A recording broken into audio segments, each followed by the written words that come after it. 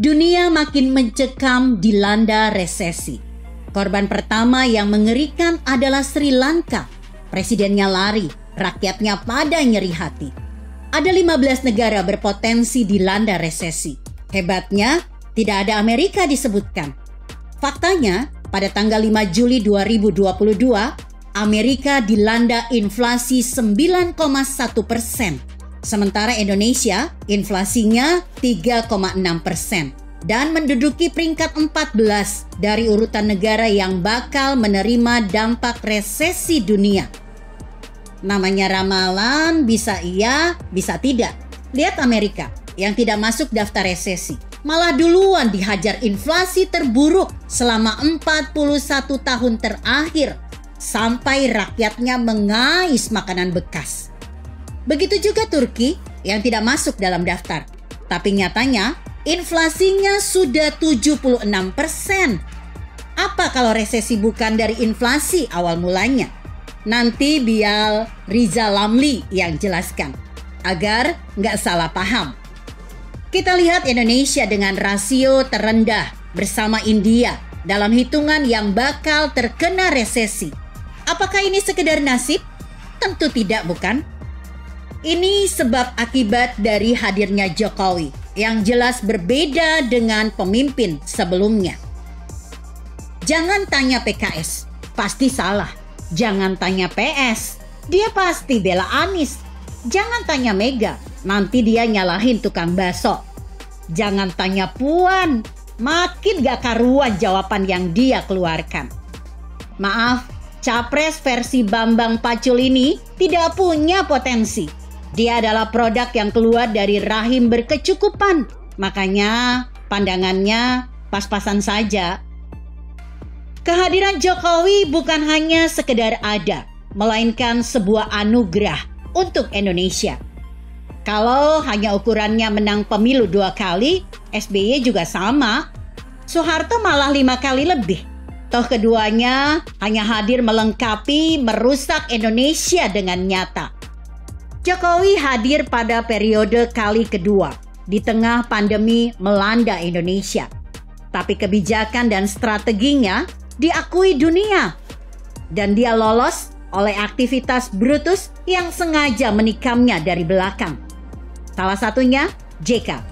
Orang ini salah satu orang paling celaka buat Indonesia.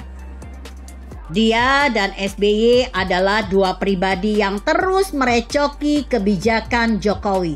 Padahal keduanya adalah mantan presiden dan wapres yang kinerjanya enggak beres. Kini di hadapan kita keadaan sama mencekamnya.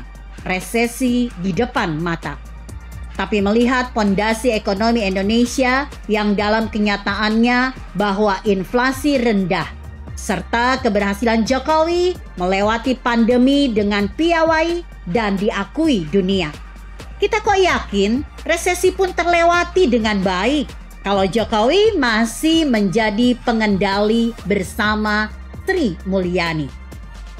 Di sini kita melihat integritas Sri Mulyani yang diminta Jokowi pulang ke Indonesia dari kehidupan mewah di New York sebagai Direktur Bank Dunia yang bergaji 10 kali gajinya.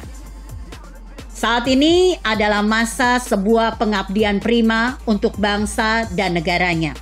Sri Mulyani adalah orang berkarakter yang memilih pergi meninggalkan jabatan Menteri Keuangan zaman SBY JK karena banyak ketidakberesan saat itu yang dia tidak bisa menerimanya. Sri Mulyani bukan serigala berbulu domba seperti SBY dan JK yang kita tahu track recordnya. Apalagi setelah ada Jokowi, kita makin jelas mereka siapa dan dulu kerjanya ngapain saja. Jadi ingat Antasari dan Rani. Kembali ke masalah resesi. Di ujung Jokowi lengser nanti, dunia masih dicekam resesi. Turunnya Jokowi dan Sri Mulyani tidak membuat Indonesia baik-baik saja. Tapi jangan tanya Rizal Ramli. Dia pasti menjawab bahwa dia lebih ngerti dari Sri Mulyani dan Jokowi. Tapi bohong. Kita tahu mereka adalah orang sakit. Tapi negara tidak boleh sakit. Mereka adalah orang sakit yang suka hal-hal yang sakit juga. Sehingga kita wajib menghadangnya agar Indonesia tak ikut sakit pula. Apalagi mereka punya capres yang juga sakit jiwa. Istilah banjir saja dikata parkir agar dia terhindar dari cap gila.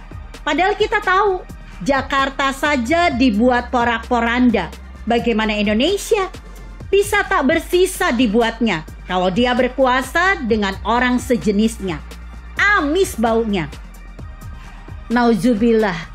Cukuplah Ahok yang digantikannya dengan hancurnya Jakarta. Jangan kemudian Jokowi jadi korban kedua. Bisa tenggelam Indonesia. Jadi kalau mau resesi terkendali, biarkan Jokowi 3 kali. Jangan serahkan kepada Puan dan Anies. Karena Indonesia bisa jadi cendawan di tengah gerimis. Cepat busuk bos, amsyong kita. Begitu kira-kira. Artikel ini ditulis Biakto yang disadur dari redaksi Indonesia.com dengan judul Yakin Tega Melepas Jokowi. Jika Anda berpendapat lain, tuliskan komentar Anda di bawah ini. Saya Emma, Karisma 90.